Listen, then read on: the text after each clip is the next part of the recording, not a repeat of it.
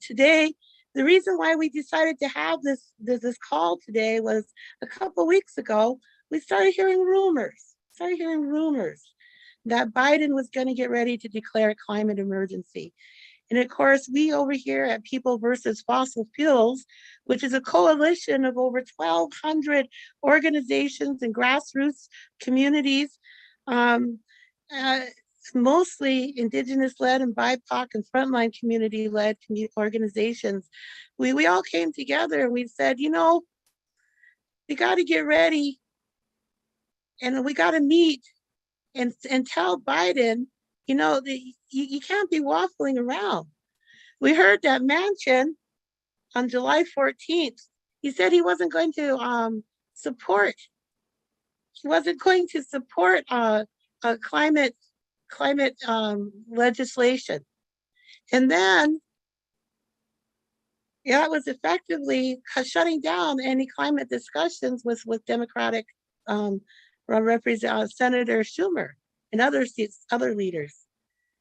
And then on July 21st, President Biden, in front of that coal plant over there in Pennsylvania, which are changing over to a wind farm, he said he was going to do some executive actions regarding climate. We looked at those, and of course, it's not enough. It's not enough. The world is starting to burn right now, and this is a moment in time where we have to, because we are the people, we are the ones that make the decisions. We just have to push those decision makers and tell them what to do. Now is the time for us to say, we are standing strong because we've run out of time. There's wildfires happening in California, New Mexico, Alaska. There's floods happening. There's droughts happening. People are running out of all kinds of things that are going on all over the world. Cancers that are happening. Our children are being put at risk. Our very lives are being put in danger. And we don't have any more time. It's not if a climate emergency is going to happen. We are in a climate emergency right now. We're in it, and we have to stop it.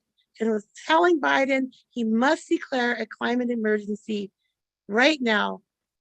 Stop fossil fuel development, because that's what's pushing us over the edge. Stop pushing out brand new leases and really guide us into a just transition to where we have a future for our children and for the next 7 generations. It's exciting that they're finally starting to kind of listen to us, because a year ago they weren't listening to us at all. They weren't talking to us at all about a climate emergency. But we are at a turning point right now.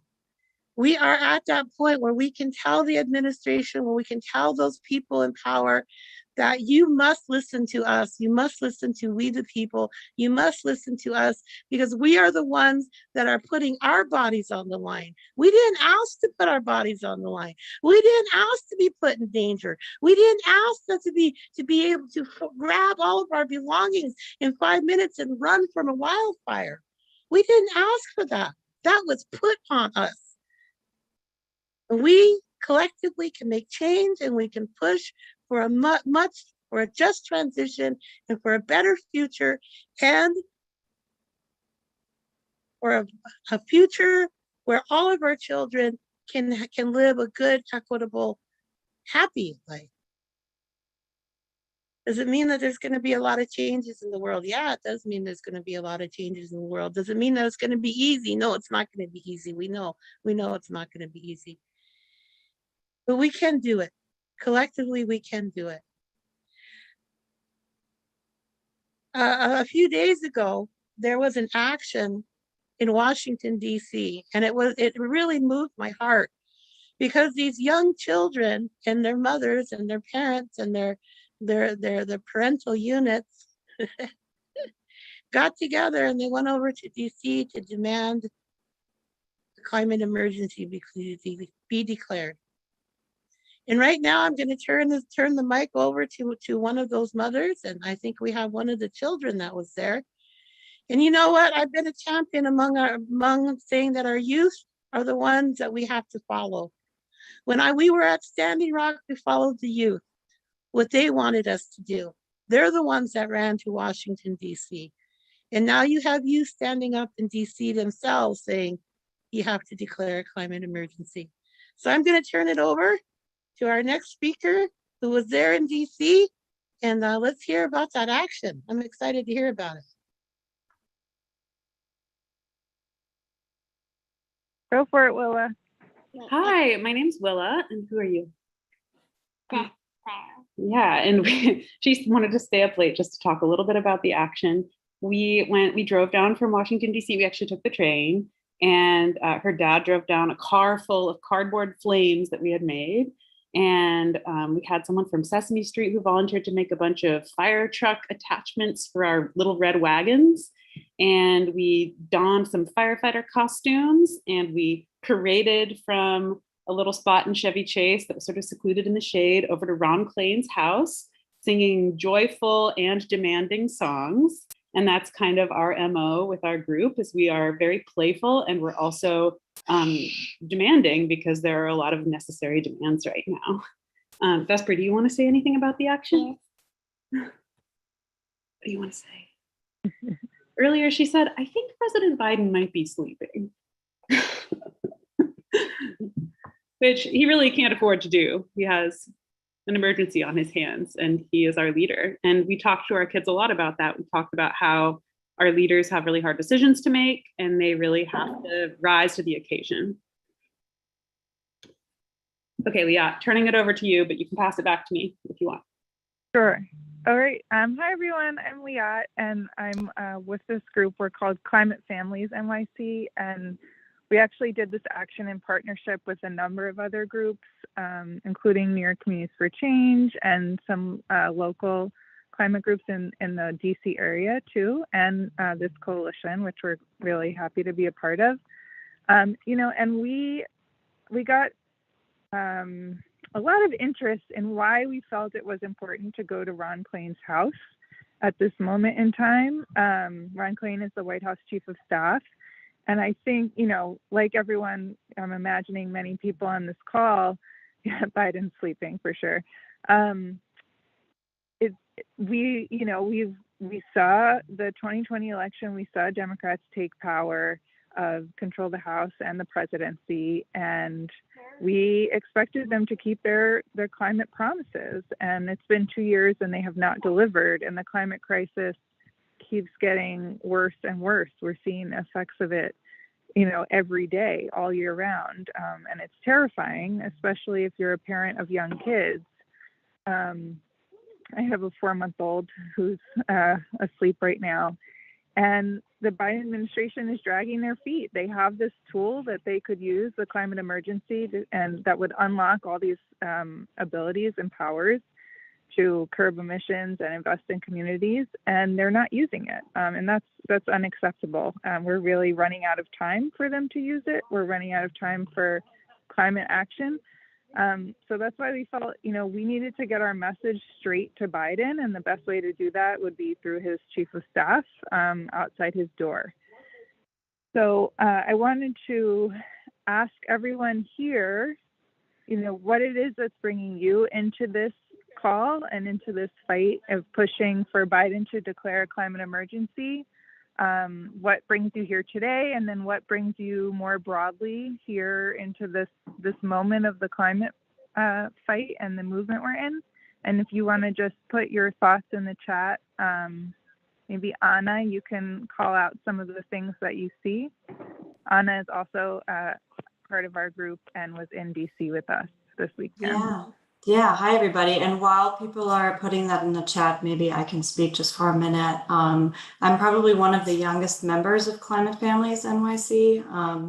I feel like I've had climate anxiety for a decade now, but it's really been heightened ever since I had kids. I have a almost 4-year-old and an 18-month-old.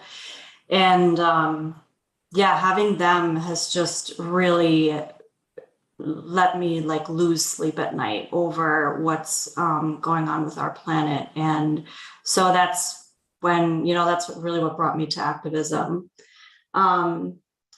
Okay, I see a lot of parents also saying, oh goodness, it's going so fast. I can't even read it out loud. Willa, can you, animals and children, livable future for my children. I see people want to be able to enjoy the earth. Children, grandchildren even being mentioned.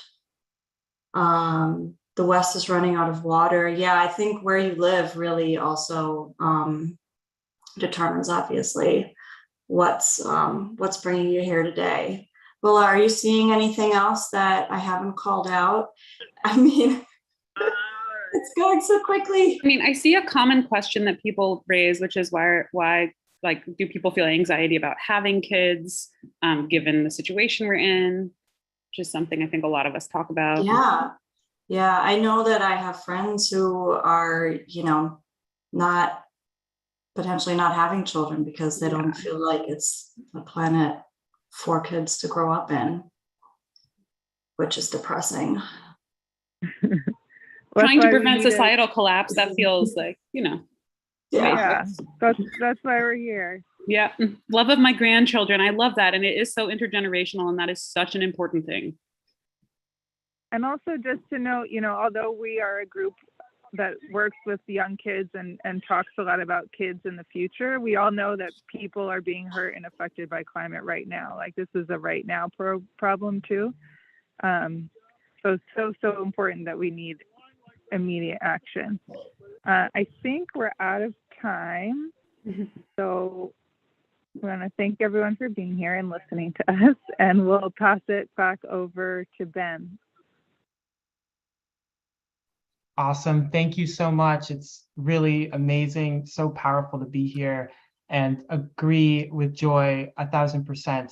It's the younger generations that are kicking us all forward and making sure that we actually hold the feet to the fire and ensure the strong science, justice-based leadership we need right now.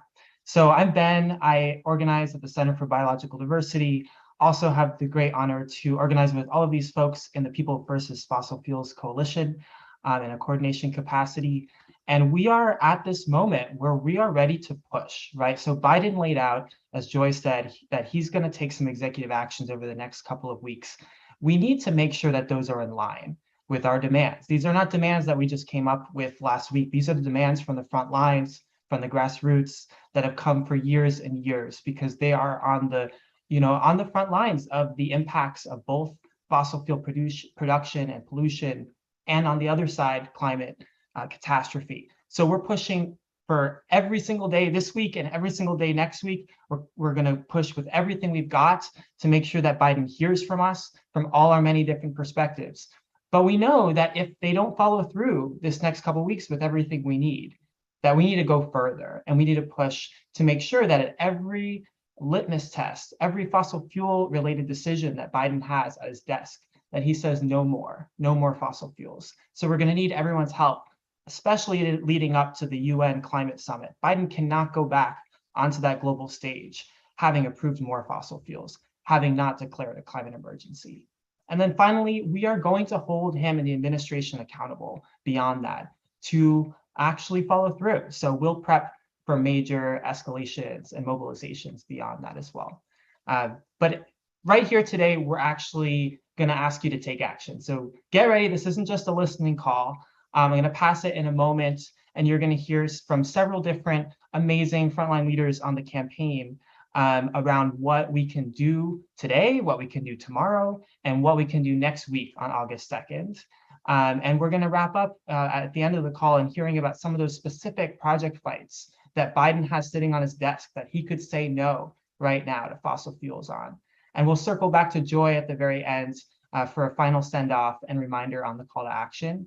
But before we get into any of that, I'm going to pass it to a couple of my amazing teammates, Maya and Jean, who are both lawyers and who have done a ton of research and careful work to put together exactly what Biden can do right now in line with our demands. So over to you, Jean and Maya. All right. Hey, everyone.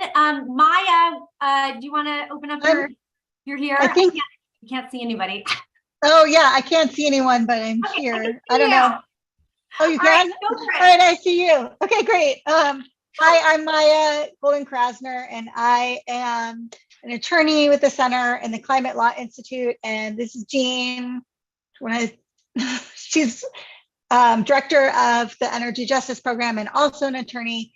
And so we just wanted to talk about some of the actions that Biden could be taking already, both even without a climate emergency and with a climate emergency. So, I mean, it's from our perspective, in a functioning democracy, a functioning American democracy, our Congress would be making laws that protect us, and the president would be implementing them, and the court would be upholding them and move forward. But it's not a functioning democracy. It's clear that Congress, Supreme Court are standing in the way of progress, and that we need to tackle the climate crisis. And it's also clear that they're backed by fossil fuel interests, Senator Joe Manchin and Republicans, but also some Democrats. But yeah. So anyway, there are many powerful actions that President Biden can take to cut emissions and help communities that are impacted by the climate crisis. So we've been talking about declaring a climate emergency, and he should, and we're all calling for him to do that. He should absolutely do that. It sends a powerful signal to communities here and across the world, to the markets, to corporations, that Biden is finally serious tackling the climate emergency and is ready for an all hands on deck approach. And it's really Biden saying, hey, things are really, really bad. I acknowledge that. And here is our willingness and the game plan to at it with all of the force we need. But he can also take actions that, even without declaring a climate emergency, we want him to use all of his authority, both his regular executive powers and his emergency powers. So right now, even without declaring a climate emergency, he can, for example, he can stop issuing new permits for fossil fuel infrastructure projects, because the law requires that the government find that they're in the public interest, and because they're new fossil fuel infrastructure projects and are ruining the climate, they are not in the public interest. He can stop handing out new leases for drilling on public lands, federal waters, offshore waters, and he can come up with a plan to ramp down on public lands and in federal waters. He can regulate greenhouse gas emissions from all sectors by a national cap on greenhouse gas emissions, and then requiring states to come up with plans to reduce those emissions. And he can continue to he can accelerate the build out of clean energy and transportation across the country. He can enact really strong transportation tailpipe standards to reduce emissions, not just from cars, but from freight trucks, from trains, airplanes, declaring a climate emergency. Hand it over to Jean for what else he can do. All right. So if President Biden declares a climate emergency, like Maya said, he can do all of those things. He already has the power to do them, but he also unlocks the key to a whole other subset of powers. And so some of those extra emergency powers are, he can redirect military funding, not towards war, but actually towards renewable energy systems and clean transportation, especially in areas that are on the front line of the climate catastrophe. Use FEMA funds to direct those disaster funds and get it towards the rooftop solar, community solar, and storage that we need. He can also stop the hundreds of billions of dollars every year that leave our shores to fund oil, gas, and coal projects abroad, and that poison communities abroad. He can stop that. And he can also cut off our atrocious export of crude oil in this country, which has blown the Permian Basin into a carbon bomb and has harmed so many numerous and uncountable numbers of communities and our planet from the Permian Basin all the way to the Gulf, where we see everybody affected along this chain. Those are just 3 of the things that he could do with the climate emergency declaration. But honestly, as Maya said, this climate emergency declaration would light the fire under every single agency to do their job. And they have so much to do, and we need Biden to do it. And so with that, we'll pass it off to Sunny. Hi there, thank you. My name is Sunny Kiviak. I am with Sovereign Inupiaq for a Living Arctic. We are a grassroots organization from Alaska's North Slope, but currently based in Fairbanks, Alaska on lower Tanana Dene traditional lands. I'll be going more into detail about the proposed Willow project in a couple of minutes. For now, we're going to get into taking action right here, right now, over the next week and for the long run. We've already got hundreds of thousands of petitions stacked up demanding Biden declare a climate emergency and stop fossil fuel projects, but we want to double that number. If you haven't already, please sign this petition and share it with 5 family members or friends.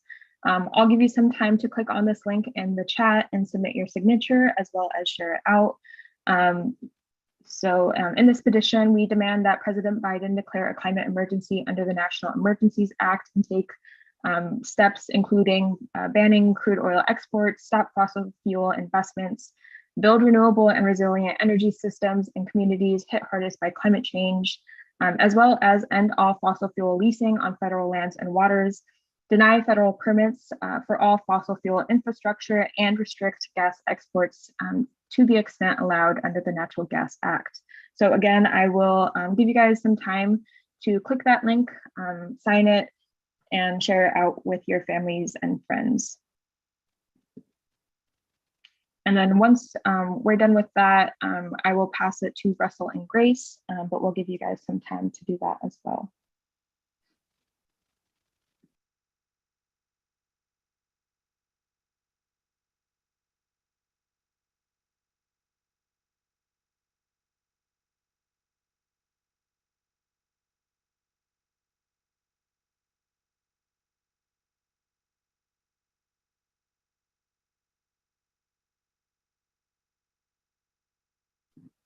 I believe I could pass it to Russell and Grace now. Looks like we're at the time block for that one.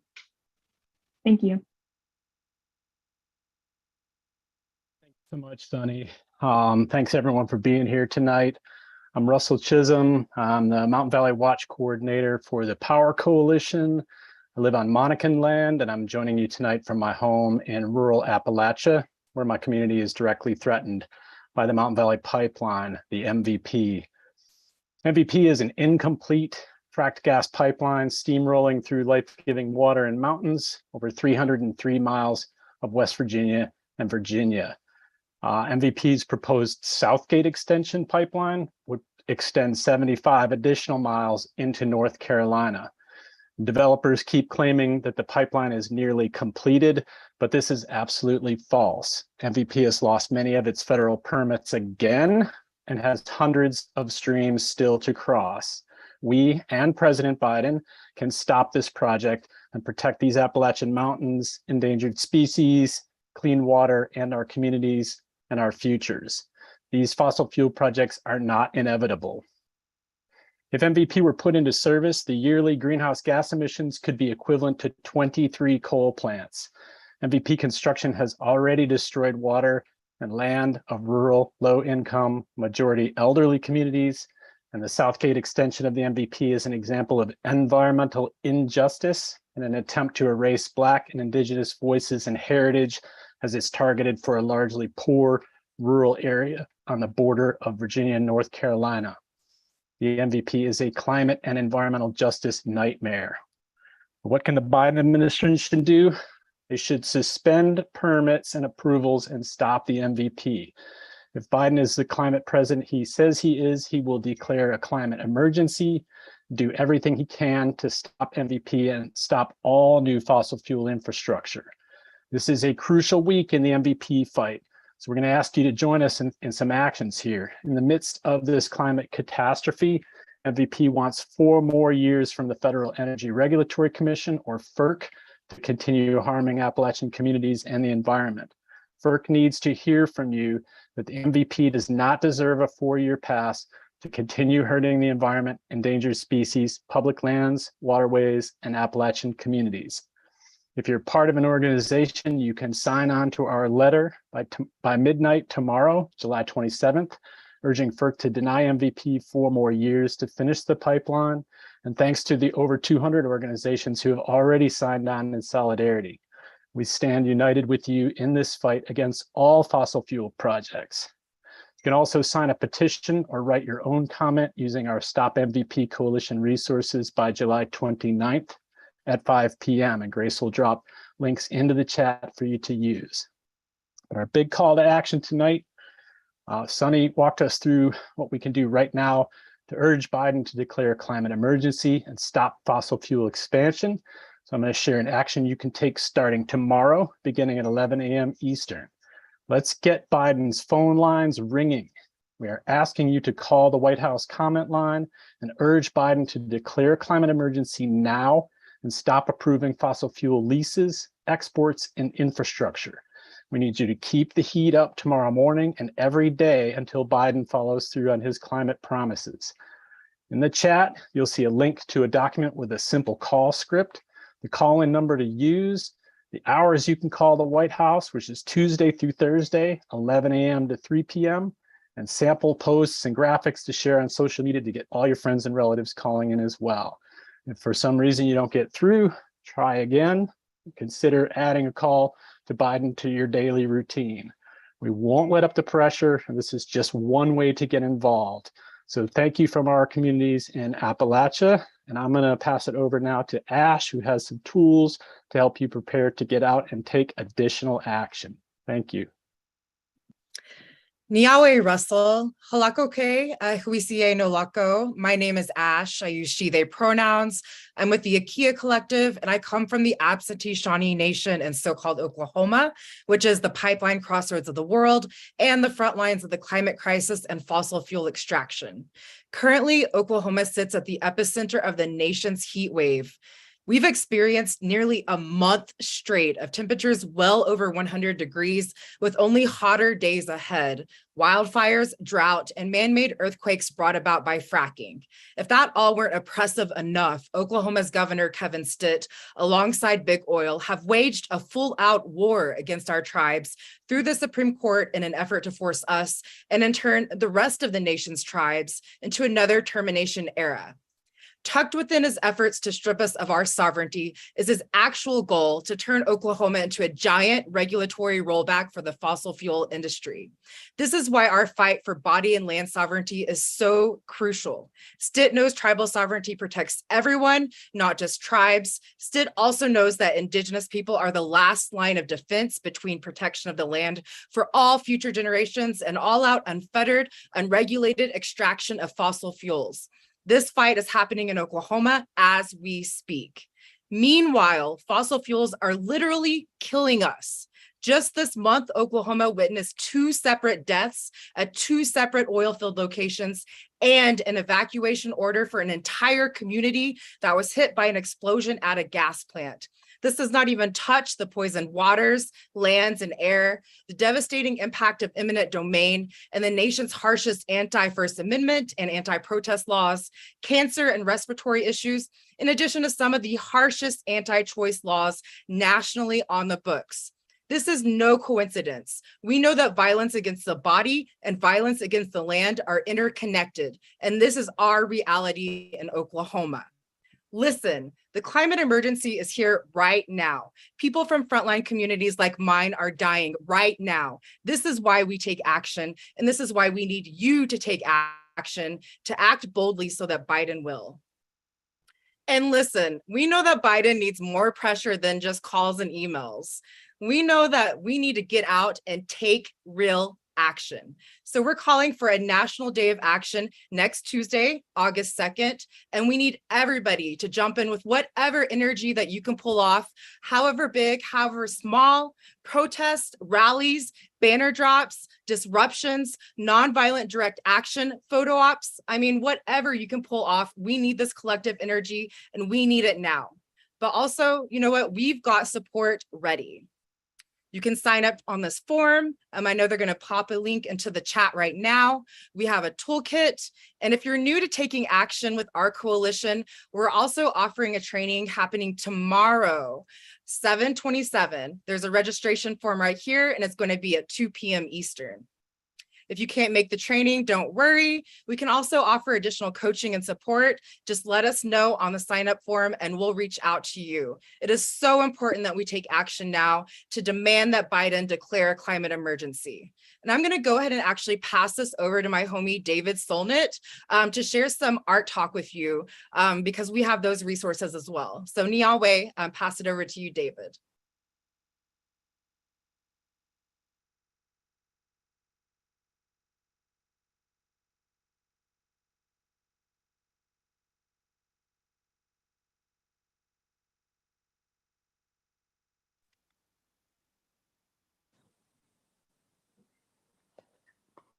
Hey, David, are you on mute? Just want to make sure you're there. I think I'm on now. Thank you. David Stolnit here, Lonely Land, San Francisco Bay Area. And just a quick encouragement as people prepare for actions on August 2nd to think about some of the tools we have, the things we make with our hands, our voices, and our bodies, and to use our art and creativity. We've created an online, it'll be an online art kit, and it's at this website, but it has some downloadable art and also a lot of resources for street murals, stencils, banner painting, and that type of thing. And I'll just share a couple of the new images that are on there. We'll be sharing some new art designs soon. And so, and one thing that we do a lot in the Bay Area is use making the art together as a way to generate momentum. We share pictures out in the lead up to it, and also just get people involved, have art builds in our yard or our community spaces. So just encouragement to do that and share your photos out. Thank you so much.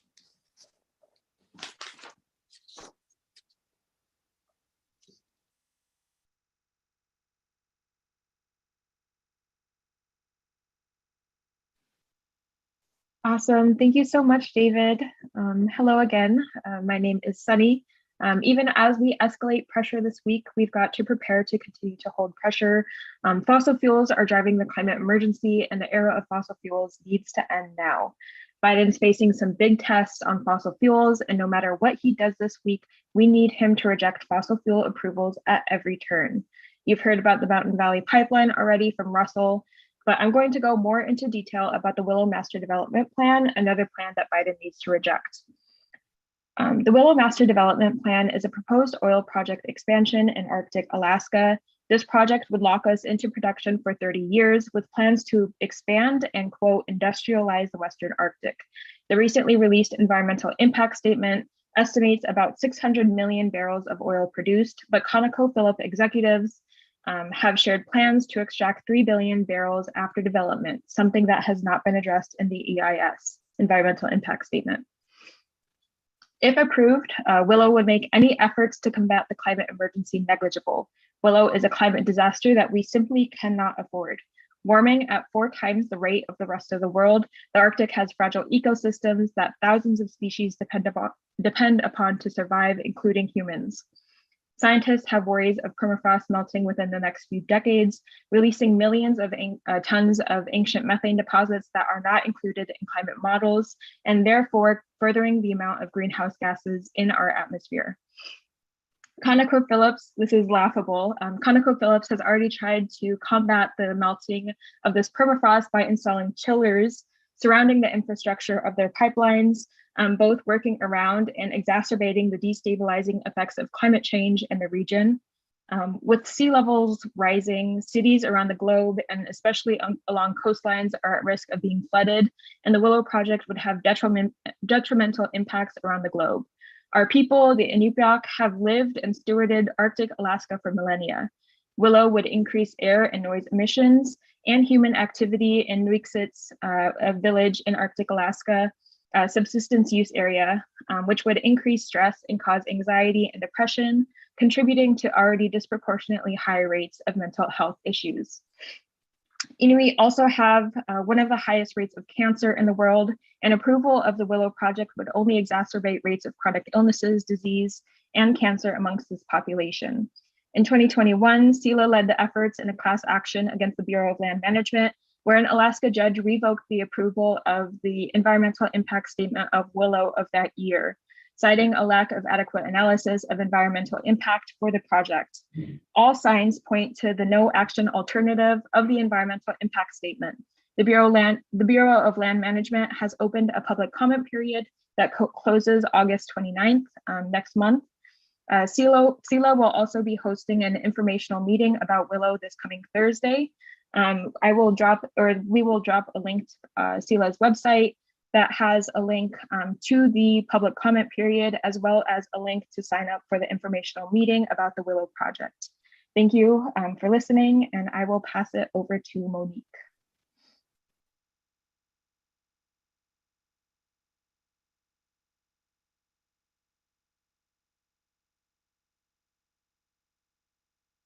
Hey, Monique, you're on mute.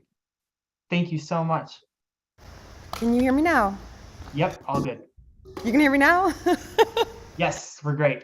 Great, sorry about that. Halito, hello, good evening, everyone. My name is Monique Verdin, and I'm here at the end of the Mississippi River where the oil trains are passing by, if you hear them in the distance, or maybe it's the oil ships that are at the Mississippi River here, where I am at the end of the Mississippi, where the river waters meet the swamps that kiss the estuaries of the Gulf of Mexico. I think of my home place as a power point for the planet, and a magical place of migration where life comes to do its cyclical survival, right?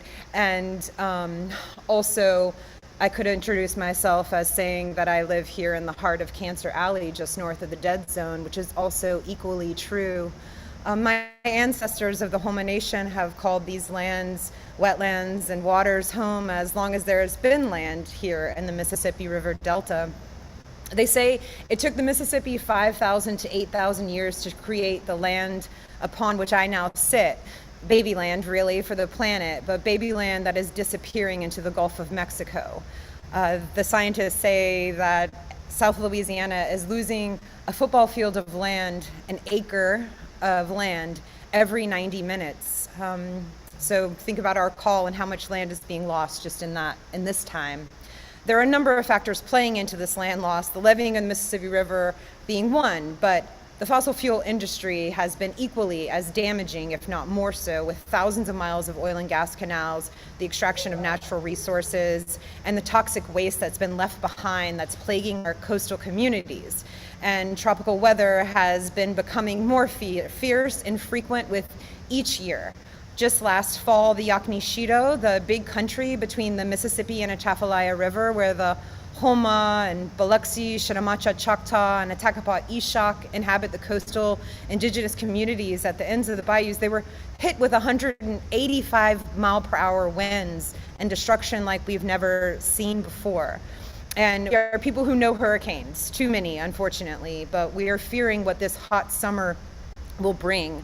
As many of you may remember, the BP drilling disaster of 2010, when the Gulf bled Louisiana sweet crude for 3 months and they couldn't make it stop. And I would argue that we are no safer now than then, as we are facing the Biden administration again wanting to put the ocean on auction blocks. Another disturbing reality here on the Gulf Coast is the expansion of liquefied natural gas export terminals. We already have 6. They want to make them bigger, and there are 9 more that are being planned.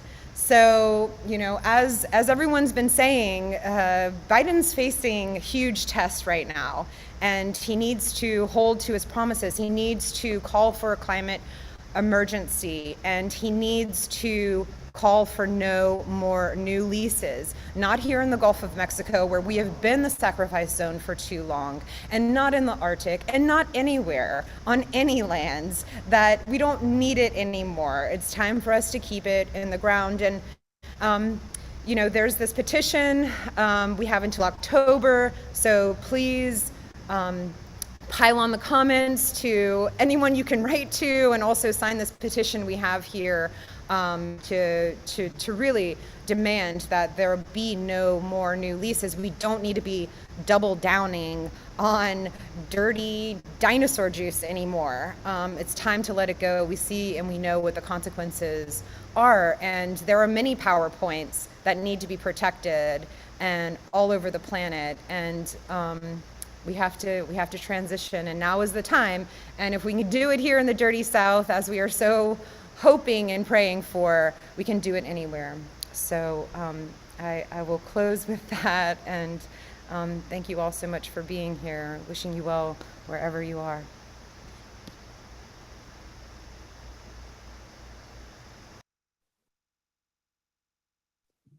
Hi, everybody. Hi.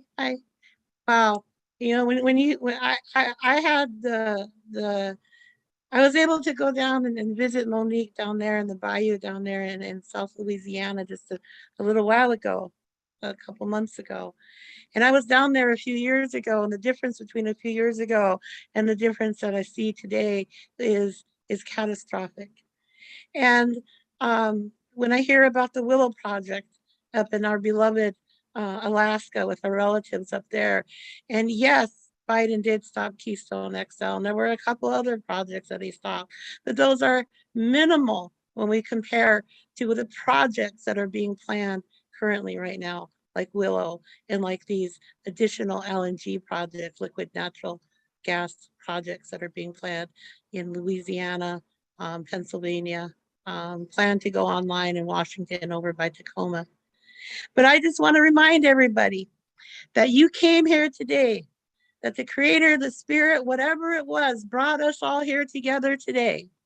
And we are all like-minded and like-spirited. And in that sense of spirit, we have asked that you do some things. Tomorrow morning, get up and call the White House. Sign petitions if you haven't signed those petitions. Write an email to the White House, reminding the president that he needs to declare a climate emergency. But we also need to get our bodies out on the line. We need to put our boots on the ground, our moccasins on the ground, as it were. And we need to get out there and do some things. So we're asking for August 2nd for a National Day of Action. Whether that be a small action, a big action, a medium action, whatever kind of action that is. You've heard different things. You've heard of art builds. You've heard about walks. You've heard about banner drops. You've heard about maybe standing at the corner and with everybody holding signs that you make with your children. Maybe you hold a walk or a concert or whatever it is, karaoke on the sidewalk. Take pictures, put it out on your social media. Tweet, do TikTok if you can. Whatever it is that you think you can do, get out there and be creative. There's going to be different actions that are already being planned right now. And there is a page, there's a map that's up, and we'll put that link in the chat as well. There's actions that are going to be happening in San Francisco. There's happenings that are beginning to be happening in Washington State, where they're going to have a rally near the state capitol, and also in Washington, D.C. And also here in South Dakota, even on this tiny Cheyenne River Sioux reservation where I live, we're going to be doing something. We're going to be going to where we have a federal building, which is the Bureau of Indian Affairs, potentially. Because, you know, the BIA is underneath the Department of Interior. The Department of Interior handles the Bureau of Land Management and the BOEM, the Bureau of Ocean Management. And they're the ones that are trying to auction off this land leases for oil and gas extraction. And we can't be having that. There's no more new leases. We can't be developing this stuff. We need to move away from fossil fuels. And we need to call an end to the fossil fuel era. So I'm looking forward to seeing what comes out on August 2nd. I know it's going to be exciting. I know there's going to be all kinds of things happening. Put your thinking caps on. Listen to your kids. Listen to your youth. They're going to have ideas that they're going to want to do. Maybe they want to do a walk or a candlelight vigil. Maybe the kids want to have an art thing at a park and everybody take pictures. There's all kinds of things you guys can do, and I look forward to seeing what you're going to do. But we do need to get out on the street, on the sidewalk. And whatever we do on August 2nd, if President Biden doesn't listen to us as he heads into the United Nations COP27 over there in Egypt, and he still hasn't issued a climate emergency and done what needs to be done, then we're going to do more. Because we must push President Biden to declare a climate emergency, to not be doing all these false solutions. We can talk more about that if you want to join us about that. But we do need to declare this climate emergency as a first step so we can start moving away from this fossil fuel era.